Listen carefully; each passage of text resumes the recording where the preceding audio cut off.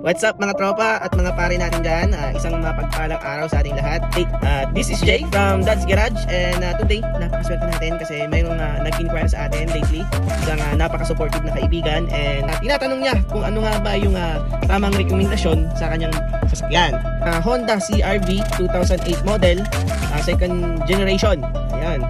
So ito is gasoline type and itong mga sasakyan na to is nagre-require siya ng mataas na API rating na meron tayo sa mineral, meron tayo sa semi-synthetic, and meron tayo sa fully synthetic.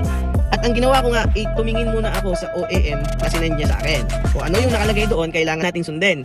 So, nakita ko dito, ang requirement na API rating sa kanyang sasakyan is SM. So, yun, mataas na klase na ng API rating ang kailangan ng sasakyan. Tama naman. So, pwede sa kanya ang mineral, semi-synthetic, at syempre, pwede rin sa kanya ang fully synthetic. Syempre, paghabol tayo, recommended natin is one of the best oils na meron tayo, which is Havolin. So, Havolin True DSLE na 5W40 API SE. Ano ba yung API SE niyan? Yan yung rating ng langis na ito.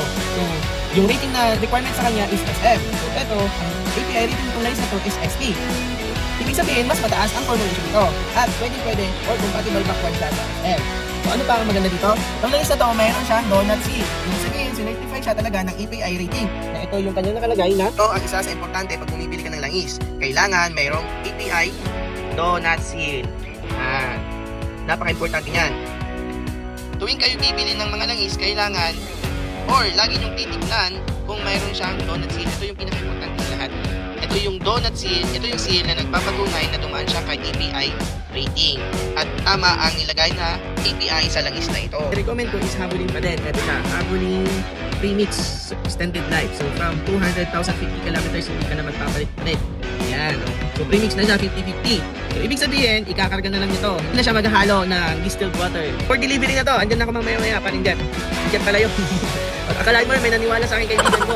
Laging sumusuporta yan. So thank you brother at lagi ka nakasupport sa ano naman yung business natin. So thank you bro and i-deliver ko na ito mamaya. Let's go! Mag-deliver na tayo sa kanilang bahay. Bye!